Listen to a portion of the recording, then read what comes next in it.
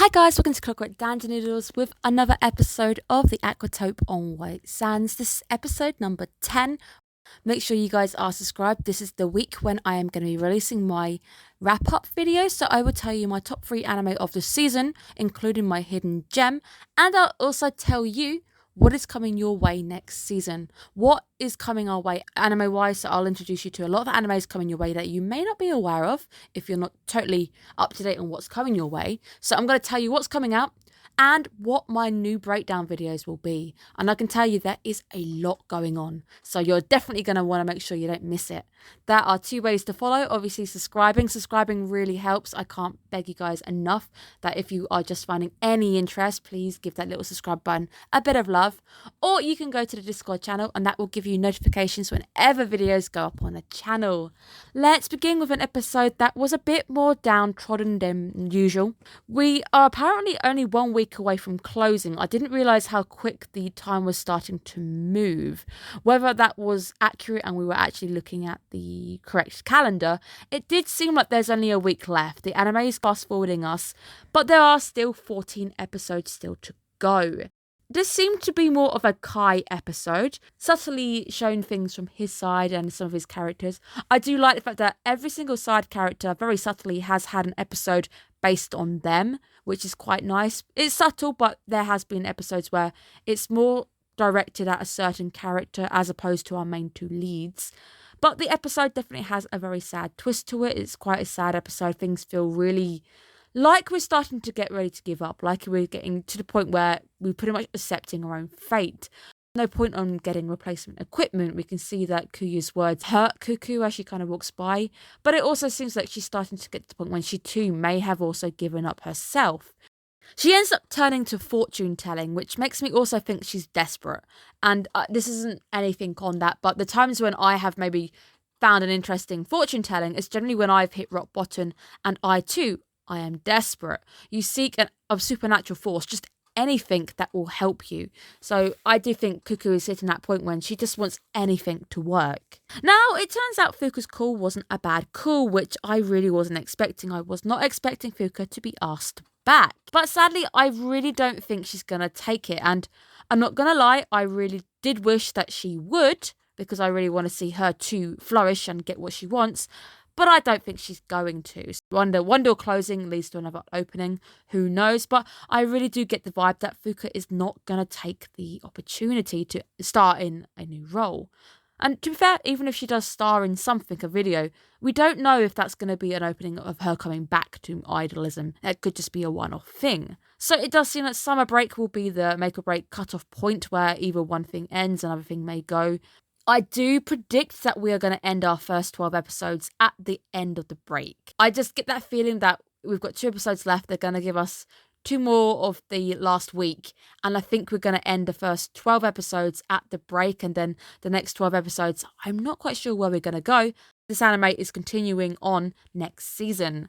I like the fact that Kai keeps trying to talk to Cuckoo, but he doesn't seem to get a chance. But it feels like what he's got to say is going to be quite comforting. But at the same time, it feels like Cuckoo doesn't want to hear it.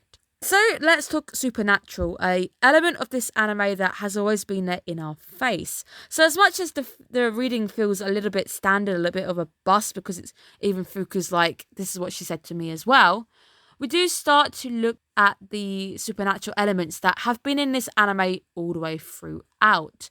The aquarium's ability to show these illusions, these lost family members, whether it's actually illusions or not quite sure, whether it's something more.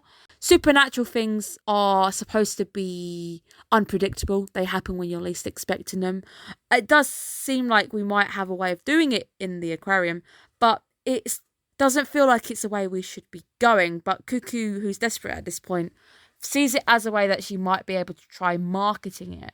But Cuckoo's actual reading, if you break it down, turns to you need to find a new way of looking at the things that you've been looking at. So it's an idea of getting a new perspective. The reading doesn't seem like a total bust, but I think she needs to reevaluate what she was given, where she starts to look at things like Instagram, social media. Perhaps this is the way forward.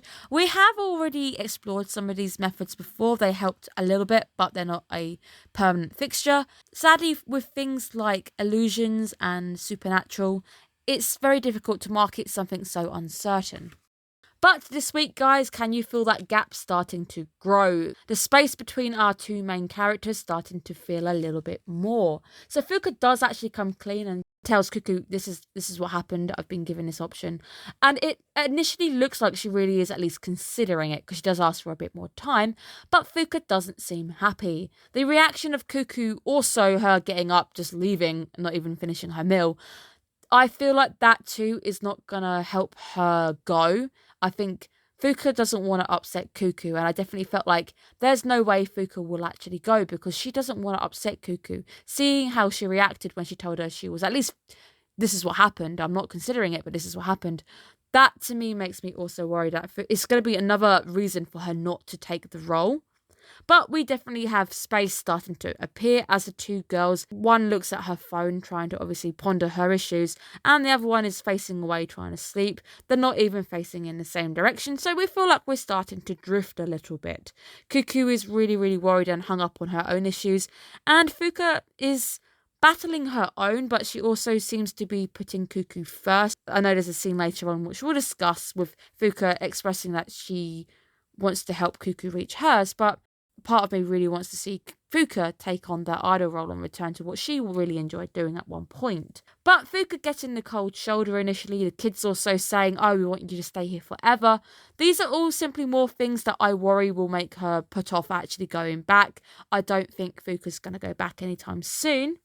But half of me really does want to see her retake it. Because at one point it was her dream. Her dream was to be an idol and she ended up cutting it short. So half of me really wants to see her achieve her dream again.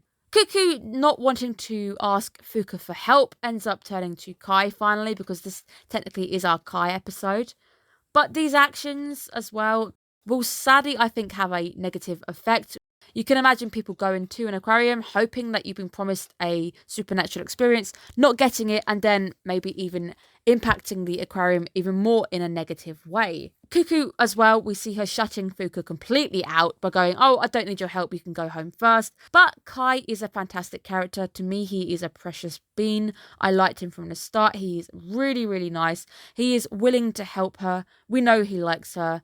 And it's just nice to see him just trying anything. And the fact that he even goes into the yoga pose, going, okay, I'm going to give this my all. I'm going to hit the yoga poses. I want this to work out. But it must be very difficult having somebody you really like staring so intently at you. Again, nothing comes through forcing it. Paint's not going to dry if you keep watching. These miracles don't happen when you are forcing it. We end up getting a nice bit of backstory for Kai, which I think is fantastic. I like it. And Cuckoo, with her trying to spur him into thinking about things, gives us indirectly a way of showing us, hey, we've known each other for a long time. So the backstory comes natural conversation, which I really, really like. It's not a forced exposition dump.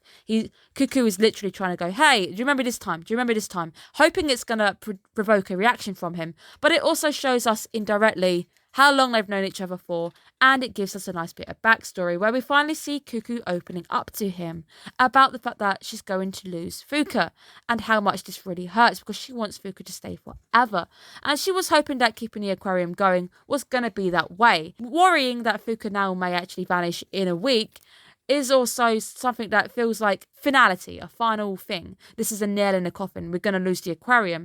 But now that I can't seem to get the aquarium to stay and I can't find a way of keeping it open, she's still losing Fuka, which is the thing that she doesn't want to happen. Again, Cuckoo ends up cutting Kai short when it looks like he wants to comfort her, which is quite sad. Where we finally kind of get a talk with Gramps and Cuckoo, but it's not really a good talk because he again tries to explain that the nature of miracles is that you really can't advertise them. Where Cuckoo's desperation ends up finally turning into frustration. We finally see her having a snapping moment in front of Gramps and then running out. The aquarium is her home and she is losing another home. Cuckoo has already lost one home and she's now losing another, and it doesn't feel like anybody is on her side. Gramps still needs to have a proper conversation with her at some point. But I don't think Fuka is going to go, as she even says, I've already had my dream come true. I have been very blessed in life. And this is what I think is going to stop her from going because she's going to try and help Cuckoo, which I think is sad. I want her to idol and do the idol thing. But then I understand that's probably not what she wants anymore, but I really do want to see them both get their dreams. Kai's supernatural experience finally occurs, and it gets to double up as a Cuckoo backstory because we see how heartbroken she is when she has to move home. And you also get to see the fact that he was always there for her. He was always there to try helping her, always try and comfort her in that sense. But we do get to see him lying. Cuckoo asks him, "Did you have a vision?" And he says, "No." He actually lies to her because I think he's trying to help her stay grounded. He's able to allow her to blow off a bit of steam, but I think he realises that the miracle route is not a way to go forward. It is a very sad episode. It's definitely getting a hint of sadness coming now. We're getting gaps, and it feels like we haven't got any options. It feels like we're running out of options, which is quite sad. So I really hope that next week something needs to happen at some point. We need a change in the tides. Something needs to turn the tides, but what? What is going to help do that? I'm very excited to see where we're going. I hope you two are enjoying these breakdowns with me. I will hopefully be bringing them to you again throughout next season as well, if you guys really enjoy them. So I will see you guys again next week. Have a good day, guys. Bye-bye.